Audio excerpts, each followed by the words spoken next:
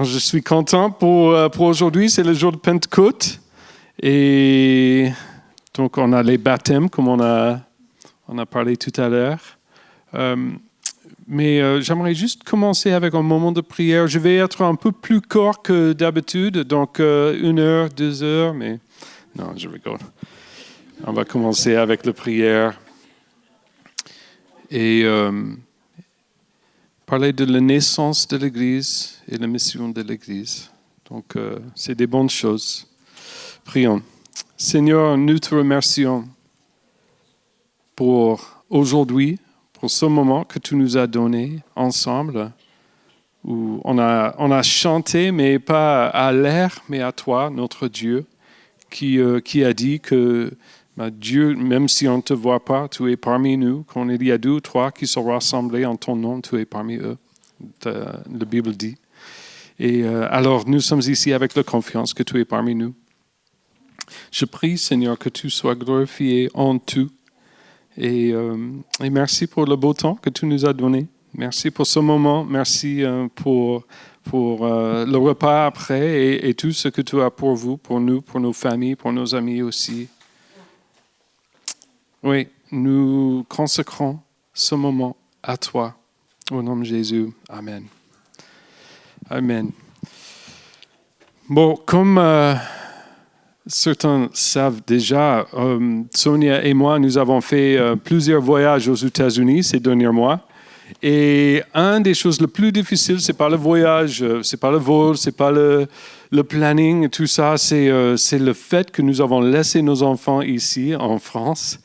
Et ils ont resté sages, d'ailleurs, je pense. Mais j'ai rendu compte après, c'est pas facile. On commence avec peut-être les petits trajets où on a laissé les enfants aller tout seuls à la boulangerie. Et après, on a osé se promener en laissant les enfants regarder un film à la maison quand ils étaient plus grands. Et j'imagine on a tous vécu ça, soit en tant que parents, soit en tant qu'enfants. Mais avec le fil du temps, on a donné plus d'autonomie et plus de responsabilité, mais aussi plus de liberté. Et c'est un peu ce que nous voyons dans les Écritures, en fait. Donc, juste pour le contexte, pour aujourd'hui, on a Jésus, on a fêté, c'est bizarre à dire, mais on a fêté la crucifixion de Jésus, sa mort et sa résurrection aussi. Il y a quelques semaines là, à Pâques. Et donc, c'est l'histoire que nous avons de Jésus. Il était mort pour nos péchés, ressuscité 3 jours après, et il était vu par ses disciples pendant 40 jours. Donc, il est arrivé ponctuellement, il est arrivé dans la pièce qui est fermée à clé parmi ses disciples pour les encourager, pour les soutenir. Et ce que nous voyons, c'est que... Oh, voilà. Attends un moment. Voilà. C'était avec un objectif. Il a cherché la maturité de son Église, de ses disciples. Donc, il ne restait pas derrière lui, comme les petits, mais il a donné une mission, un objectif pour eux aussi. Et donc, on va commencer avec un peu de contexte.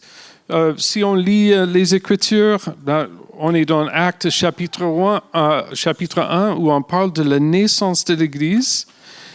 Et ce que nous avons en Actes chapitre 1, verset 4, c'est écrit « Alors qu'ils se trouvaient en leur compagnie », c'est Jésus, « il leur recommanda de ne pas s'éloigner de Jérusalem, mais d'attendre ce que le Père avait promis, ce que je vous ai annoncé, leur dit-il.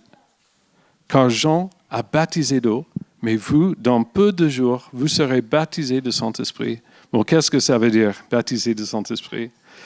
Bon, on va y arriver dans un moment, mais ce que Jésus il est en train de parler, il parle de Jean-Baptiste qui a il a baptisé les gens il a préparé le chemin pour l'arrivée de Jésus en prêchant, se détourner de ton propre chemin et suivre le Seigneur. Le royaume de Dieu est proche et les Juifs, à cette époque-là, ça fait 2000 ans, ils se faisaient baptiser dans l'eau. Et Jean, il a dit, il y a encore mieux, il y a encore quelque chose qui va arriver, c'est le baptême du Saint-Esprit et c'est celui qui vient après moi en parlant de Jésus. Et donc, en continuant, il a dit, alors que les apôtres étaient réunis, ils lui demandèrent, Seigneur, est-ce que ce moment-là que tu rétabliras le royaume pour Israël? Donc c'est une question géopolitique pour eux dans ce moment. Est-ce que c'est maintenant Israël, la promesse sera établie pour toujours comme les prophéties de l'Ancien Testament?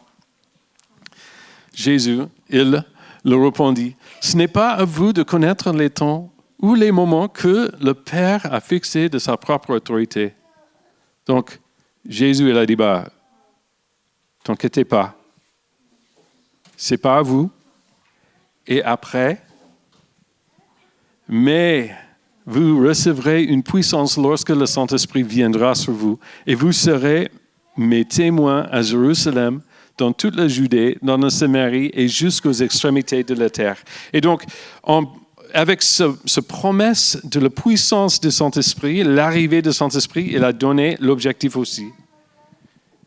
Donc, il a donné les ressources, mais aussi la mission. Et cette mission, c'est être les témoins. Alors, donc ils ont obéi en fait, les disciples. Donc c'est toujours en Actes chapitre 1, c'est verset 12, donc j'ai sauté un petit peu. Alors ils retournèrent à Jérusalem de la colline appelée Mont des Oliviers, qui est près de Jérusalem, à la distance d'un kilomètre environ. Quand ils furent arrivés, ils montèrent à l'étage dans la pièce où ils se tenaient d'ordinaire et il y avait là Pierre, Jean, Jacques, André, Philippe, Thomas, Bartholomew, Matthieu, Jacques, fils d'Alphée, Simon le Zélote et Jude, fils de Jacques. Tous persévéraient dans commun accord dans la prière avec les femmes, avec Marie, la mère de Jésus, et avec les frères de Jésus. Donc, qu'est-ce qu'ils ont fait? Ils ont fait ce que Jésus leur a ordonné de faire. Rester à Jérusalem. Et là, ils ont resté. Mais avec un commun accord, je le trouve très important. Ils étaient tous ensemble, avec le même objectif, avec le même cœur d'obéissance au Seigneur. On va attendre parce qu'il nous a dû attendre. Et donc, c'est cette promesse du Saint-Esprit qui est très, très intéressante. Donc, on a cette image de si on retourne vers Marc ou un des évangiles, on a l'image du Saint-Esprit qui vient comme en colombe sur Jésus, qui parle de ça, peut-être de sa paix, son non-violence, sa douceur. Peut-être c'est une image de cette colombe qui est sortie de l'arche de Noé, là où il y a cette promesse, cette nouvelle vie. Mais ici, Jésus, il a promis un baptême du Saint-Esprit. Et donc, maintenant, on vient vers le jour de Pentecôte, la première qui était fêtée. Donc, c'était en fête juive, le Pentecôte, depuis longtemps, plus que 1000 années avant ce moment-là. Mais même comme ils ont vécu le Pâques très différent avec la crucifixion de Jésus et sa résurrection, là, le Pentecôte, j'imagine, ils étaient là en attendant, mais en disant, attends, il y a encore une fête qui vient, qui est peut-être accordée avec la promesse. Est-ce que, comme le Pâques, est-ce que le Pentecôte sera quelque chose de différent? Et donc, c'est exactement ce qui est arrivé. Quand le jour de la Pentecôte arriva, ils étaient tous ensemble au même endroit, Tout à coup, il vint du ciel un bruit comme celui d'un vent violent qui remplit toute la maison où ils étaient assis. Des langues qui semblaient de feu leur apparurent, séparées les uns des autres, et elles se posèrent sur chaque d'eux. Donc c'est intéressant, on a là, dans ce moment, donc on fait souvent ce qu'on appelle les cèpes. Donc c'est on cherche la parole pour comment quelque chose on peut prendre pour nous-mêmes. Et là, on voit qu'il y a les langues qui semblaient de feu, leur apparurent, séparées les uns des autres, et elles se posèrent sur chacun d'eux. Donc, ce baptême du Saint-Esprit, c'est accompagné avec quelque chose qui rassemble les langues de feu sur leur tête. Ce n'est pas une colombe comme Jésus, là, c'est le feu. Qu'est-ce que ça représente? Il y a certains qui disent que c'est un symbole de le jugement du péché. Les autres qui disent c'est le feu, comme on passe d'or ou d'argent dans le feu pour enlever les impurités. Est-ce que c'est peut-être lié avec ce que le Seigneur fait en nous? On dit la sanctification. Qu'est-ce que ça veut dire? Ça veut dire qu'on est transformé au fur et à mesure en marchant avec le Seigneur. On devient de plus en plus comme lui. Il enlève les impurités de nos cœurs pendant que nous marchons avec lui, nous vivons en lui. Est-ce que c'est le feu qui représente ce feu qui est là pour cette transformation aussi? Mais il y a une troisième partie qui, comme la première fois que la loi a été donnée à Israël, c'était sur une montagne. Il y avait Moïse tout seul là, et le feu qui a descendu sur la montagne. Et tout le monde était effrayé, il tremblait, parce que la loi a été donnée par la présence de Dieu qui semblait d'être de feu. Et là, dans cette instance, on voit que ce n'est pas communautaire comme c'était pour Israël, mais c'est sur chacun d'eux, qui est intéressant aussi.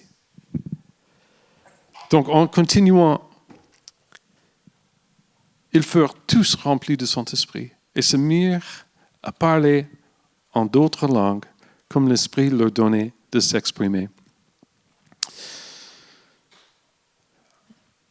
Parler en d'autres langues, c'est souvent le point le plus important pour ceux qui lisent ce verset, mais pour moi, je vois qu'ils sont tous remplis de Saint-Esprit.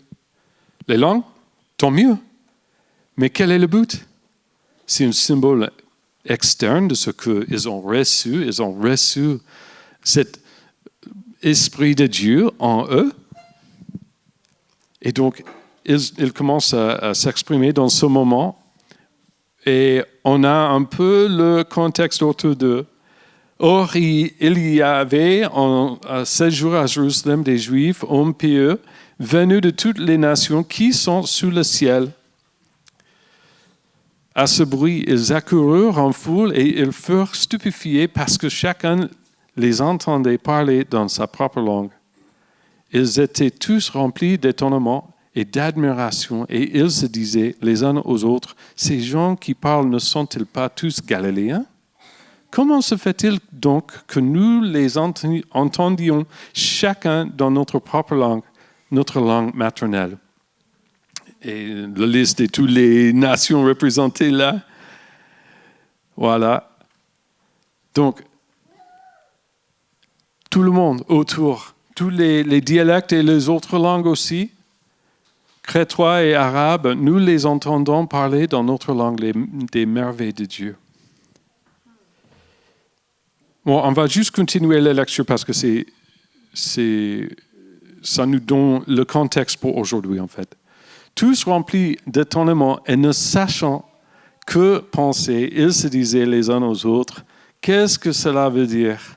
Mais d'autres se moquaient et disaient, « Ils sont pleins de vendus. » Alors Pierre, debout avec les 11 apôtres, s'exprima d'une voix forte en ces termes, « hommes de Judée, et vous tous qui séjournez à Jérusalem, comprenez ce qui se passe et prêtez l'oreille à mes paroles. Ces gens ne sont pas ivres comme vous le supposez, car il est 9 heures du matin. Mais maintenant, se réalise ce qu'a dit le prophète Joël. Et donc, ce que nous voyons, et on peut continuer, Pierre, son première prédication, on peut dire, il a mis en contexte ce que les gens ils ont vécu. Donc, il a dit, non, c'est tout à fait prophétisé, on va dire, c'était prévu que ça va arriver. Et il a cité cette écriture en disant, je vais verser mon esprit sur les gens, donc de le prophète Joël.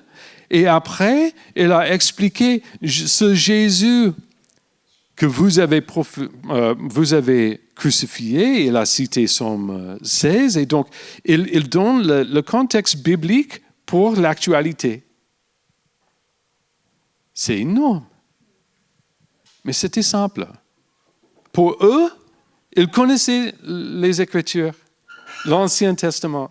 Et donc, ils ont dit, d'accord, ok, peut-être. Il y a certains qui se méfiaient encore, mais les autres qui ont dit, ok, d'accord. Et donc, à la fin de cette prédication, la fin de chapitre 2, c'est dit que toute la communauté d'Israël sache donc avec certitude que Dieu a fait Seigneur et Messie ce Jésus que vous avez crucifié. Juste pour la clarification, oui, les Juifs, avec les Romains, ont crucifié Jésus, mais il lui a donné. Il se donnait pour notre péché. C'était le dessein de Dieu qu'il était crucifié. Donc, en fin de compte, c'est nous tous qui avons crucifié Jésus, dans le sens qu'il est mort pour nos propres péchés, chacun. C'est clair? Mais Pierre montre dans ce moment que nous partageons la responsabilité et que nous sommes les gens qui ont reçu ce que Dieu a fait pour nous. Après avoir entendu ce discours, ils eurent le cœur vivement touché et dirent à Pierre et aux autres apôtres, « Frères, que ferons-nous » Pierre leur dit, « Changez d'attitude et que chacun de vous soit baptisé au nom de Jésus-Christ pour le pardon de vos péchés et vous recevrez le don du Saint-Esprit. » Et ça continue. Mais ce que Pierre, ce qu'il a mis devant les gens présents, c'était un choix. Et souvent, on se tourne vers les dons, parler en langue, ou les miracles, ou les signes, même les moments de louange très forts. J'aime énormément le louange. C'est pour cela que je suis sur la petite boîte en bois. Mais la réalité, c'est que nous sommes remplis du Saint-Esprit parce que nous sommes un peuple en tension entre la réconciliation que nous avons reçue grâce à Jésus et le monde brisé qui nous entoure. N'est-ce pas? Jésus, il nous a donné les commandements très clairs. Aimez Dieu avec tout ton être. Âme, esprit, pensée, corps. Aimez vos prochains comme je vous ai aimé. Et faites de toutes les nations des disciples. C'est facile, hein? Aimer? Sauf si les gens ne sont pas trop aimables. Hein?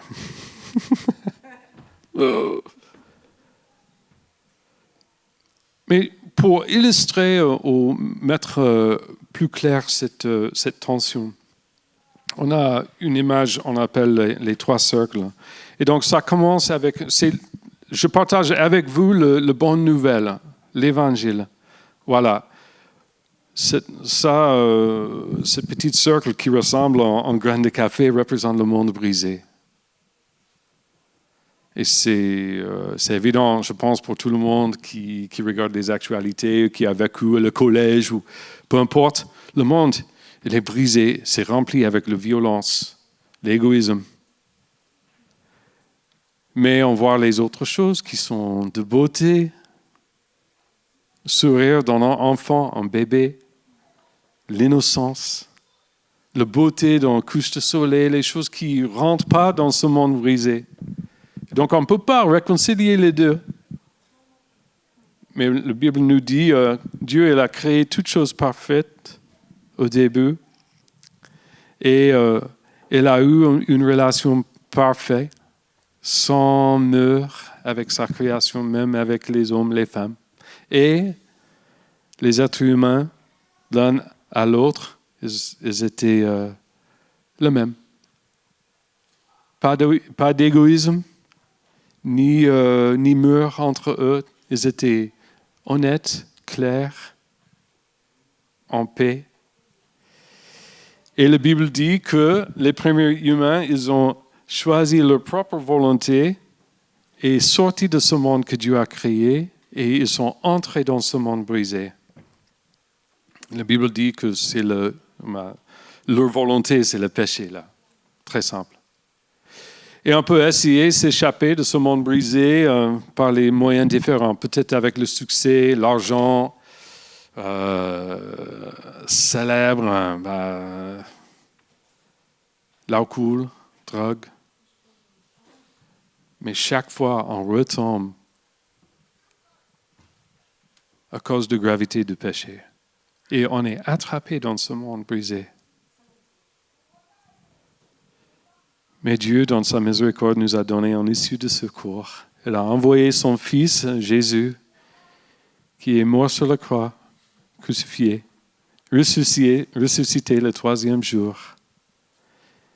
Et la Bible dit, si on se repentir et croire en lui, elle lui donne l'espace de roi de notre vie. Ça veut dire que c'est sa volonté, pas la nôtre, que nous devenons les nouvelles créations. Et on est restauré à nouveau. On est capable de rentrer dans ce monde. On est restauré dans notre relation avec Dieu et les uns avec les autres. Mais comme j'ai dit tout à l'heure, on est les gens qui sont en tension. C'est parce que Dieu, il aime autant les gens qui sont attrapés dans ce monde brisé. Il nous envoie à nouveau pour rentrer dans ce monde brisé et pour partager ce que nous avons reçu. Jésus qui est venu ni pour l'argent, ni pour pouvoir, ni pour être célèbre. Il est venu dans l'amour pour montrer l'amour du Père et réconcilier les gens à lui-même. Et donc nous vivons là, au point entre la réconciliation que nous avons vécue, c'est très convivial pour nous rester dans l'église et louer Dieu et tout est bien. Mais la réalité, c'est que l'amour que nous avons reçu, c'est pas le nôtre. C'est un don aussi. Pour aimer Dieu, ça vient de lui. Pour aimer les autres, ça vient de lui. Est-ce que ça s'arrête dans cette boule de l'amour, là, notre petite boule de bonheur? Non. On a l'amour pour les gens qui sont hors de l'Église aussi, sans limite. Et on est les canaux de l'amour de Dieu. Donc c'est la bonne nouvelle. Et c'est la raison pour laquelle nous avons reçu le Saint-Esprit. C'est pour avoir le discernement, comment je peux parler avec les gens, avec qui je parle. Tout. Même en sachant comment prier, ça vient de lui. Par son esprit. Quel est le Saint-Esprit en nous? C'est un peu comme notre conscience. Mais la conscience, c'est comment dire, une boussole. On a une direction là, c'est bon par là. Et le Saint-Esprit, la présence du Saint-Esprit, ça nous parle. C'est comme la navigation dans la voiture. Tournez à droite, tournez à gauche, tout droit. Encore plus. Et donc, Dans cette tension, nous avons un appel. Comme Pierre a partagé, je partage avec vous. C'est un appel si simple, repentir, croire. Et on est ces nouvelles créatures, nouvelle création. Et on entre dans ce ministère de réconciliation comme on a dans la Bible. On est le ministère de la réconciliation. J'imagine pour certains, il y a plein de questions. Mais on a le résultat de cet amour. On le retrouve en Actes chapitre 2. Le crainte s'emparait de chacun et il se faisait beaucoup de prodiges et des signes miraculeux par l'intermédiaire des apôtres. Tous ceux qui croyaient étaient ensemble et ils avaient tout en commun. Donc, ce n'est pas le communisme, c'est le communautarianisme. Mais ils partageaient tout. Ils vendaient leurs propriétés et leurs biens et ils se partageaient le produit entre tous en fonction des besoins. Chaque jour, avec persévérance, ils se retrouvaient dans un commun accord. Au temple, ils rompaient le pain dans les maisons et ils prenaient leur nourriture avec joie et simplicité de cœur. Et dernièrement, ils louaient Dieu et avaient la faveur de tout le peuple. Le Seigneur ajoutait chaque jour à l'Église ceux qui étaient sauvés. Donc, ce jour-là, il y a 3000 personnes qui sont ajoutées à l'Église. C'est la naissance de l'Église. C'est le venu du Saint-Esprit et c'est l'envoi de l'Église en mission.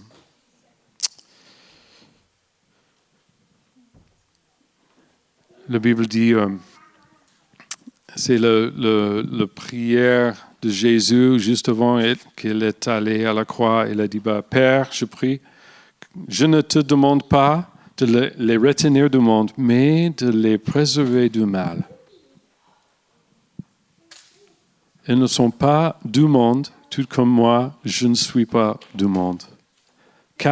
Consacre-les par ta vérité, ta parole est la vérité. Et après, tout comme tu m'as envoyé dans le monde, je les ai moi aussi envoyés dans le monde. Et je me consacre moi-même pour eux, afin qu'eux aussi soient consacrés par la vérité. Mes amis, nous sommes une église en mission. Et Dieu, cette dernière année, il a changé plein de choses dans notre communauté. Il a changé notre fonctionnement, il a changé nos habitudes, il a changé nos cœurs aussi. Et c'est pour cela. On a permis que Dieu casse un peu nos traditions, nos attentes, pour qu'il puisse se glorifier lui-même parmi nous. Amen. Amen.